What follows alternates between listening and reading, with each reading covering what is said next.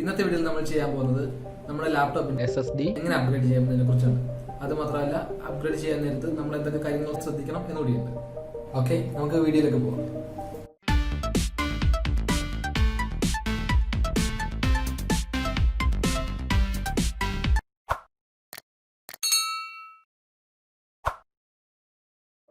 Hi guys, എൻ്റെ പേര് Amaldev.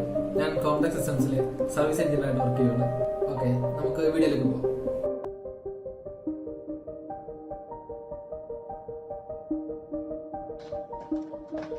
Okay, ഇതാണ് ഹാർഡ് ഡിസ്ക് മാറാനുള്ള ലാപ്ടോപ്പ്. നമുക്കിതിൻ്റെ സ്ക്രൂസ് അഴിക്കാം.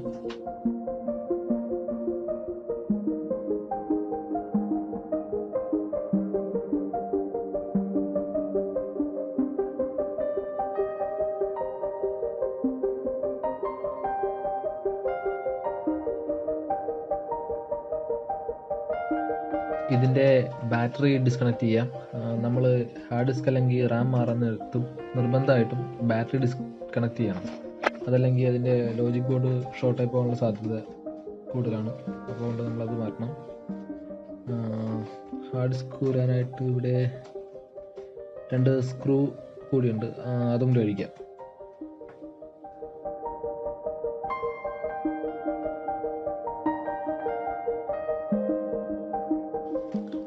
നമുക്ക് പൊക്കിയെടുക്കാം. മറ്റൊരു കാര്യം നമ്മൾ ശ്രദ്ധിക്കേണ്ടത്, ഹാർഡ് ഡിസ്ക് പിടിക്കുമ്പോഴത്തേക്കും ബോർഡ് ഇല്ലാത്ത ഭാഗത്ത് വേണം പിടിക്കാൻ. ഇവിടെയായിട്ട്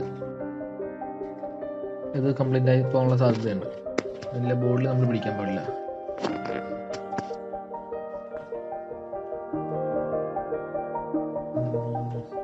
ഇതിൻ്റെ സൈഡിലായിട്ട് 4 സ്ക്രൂ ഉണ്ട്, അത് നമുക്ക് വേണ്ടതാണ്.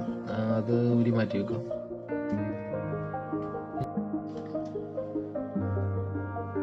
ഇതാണ് പുതിയ SSD 240 GB ആണ്.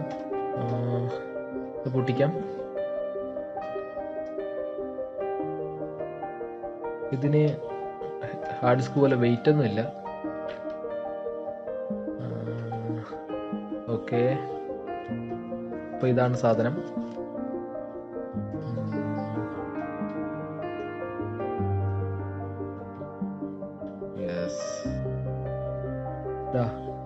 ആ സ്ക്രൂ, ആ 4 സ്ക്രൂ ഇടാനുള്ള സ്പേസ് ഇതിനുണ്ട്. ആ 4 സ്ക്രൂ നമുക്ക് ഇടാം. ഓക്കെ, ഞാനത് ഇട്ടിട്ടുണ്ട്. ഇനി ഇത് കണക്ട് ചെയ്യാം. കണക്ട്.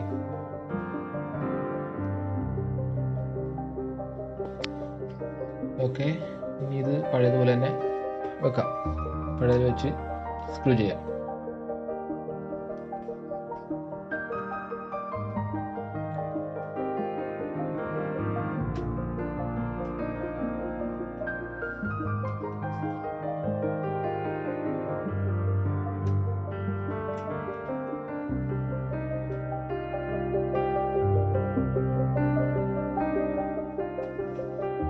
ഓക്കെ, അത് കഴിഞ്ഞു.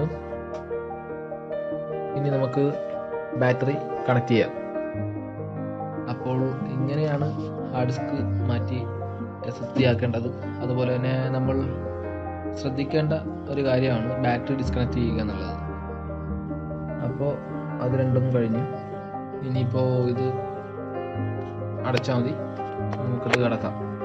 ബാറ്ററി ഡിസ്കണക്ട് ചെയ്യുന്നതും പിന്നെ നമ്മൾ അതിൻ്റെ ബോർഡിൽ ടച്ച് ചെയ്യരുത്. കാരണം അങ്ങനെ ടച്ച് ചെയ്യാൻ നേരത്ത് ഇലക്ട്രോസ്റ്റാറ്റിക് ഡിസ്ചാർജ് കാരണം ബോർഡിൽ ടച്ച് ചെയ്യാൻ നേരത്ത് അത് കംപ്ലൈൻ്റ് ആകും. അതല്ലാന്നുണ്ടെങ്കിൽ നമ്മൾ ESD സ്ട്രാപ്പ് ഉപയോഗിച്ചിട്ട് വേണം ബോർഡിൽ ടച്ച് ചെയ്യാനായിട്ട്. ഓക്കെ,